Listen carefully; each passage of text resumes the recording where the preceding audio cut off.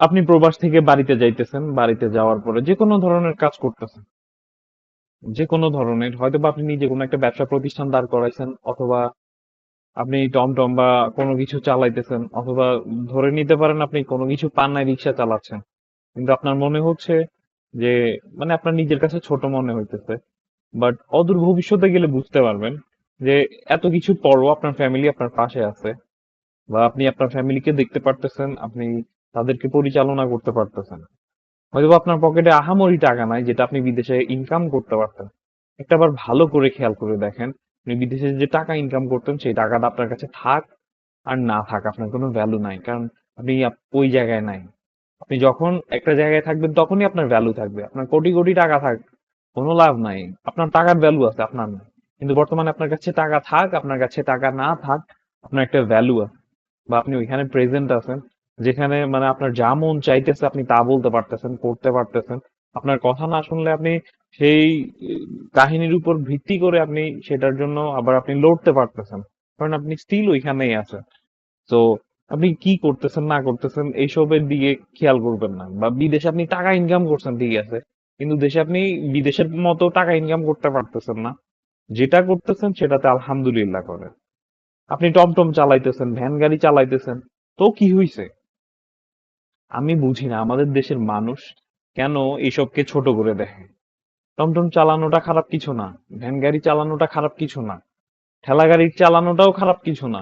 আপনি চেষ্টা করতেছেন, আপনি চেষ্টা করেন কিভাবে এখান থেকে আপনি ভালো একটা পর্যায়ে নিতে পারেন বা যাইতে পারেন। আপনি যে পর্যায়ে আছেন সেটাও খারাপ না।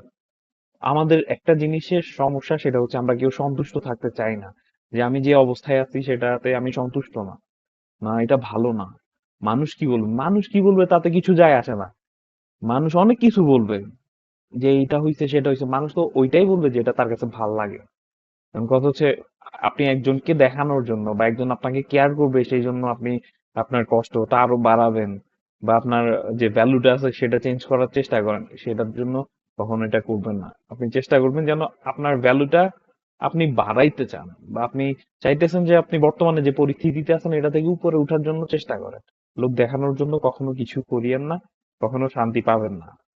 সো শুধু শুধু বাড়িতে যাওয়ার পরে আপনি যে পরিস্থিতিতে পড়ছেন সেই পরিস্থিতিতে যে কোনো কিছু করে উঠার চেষ্টা করেন। হাই হুতাশ করে কোনো লাভ নাই। আপনি চিন্তা করতেছেন আমি টমটম চালাচ্ছি, ভ্যান গাড়ি চালাচ্ছি, বা আমি কিছু করতে পারতেছি না, রাস্তায় হকারি করতেছি, এইসব খারাপ না। আপনাদেরকে মানে আধুনিক যুগ খারাপ কিছু আনা না। আধুনিক যুগ আমাদেরকে বুঝাচ্ছে যে সবকিছু আমাদের জন্য পারফেক্ট। সবকিছুতে আপনি যে কোনো পরিস্থিতিতে সামনে আগানোর জন্য চেষ্টা করতে পারেন, কিন্তু আপনি যদি কাজের ভ্যালু না দিয়ে আপনি যদি ওই কাজটাকে ছোট করে দেখেন, কাজটাকে ছোট করে দেখা হইলো না, আপনি আপনার অবস্থানটাকে ছোট করে দেখতেছেন। সো এইসব বাইকা কথায় কান না দিয়ে যেখানে আছেন সেখানে কাজ করার চেষ্টা করেন।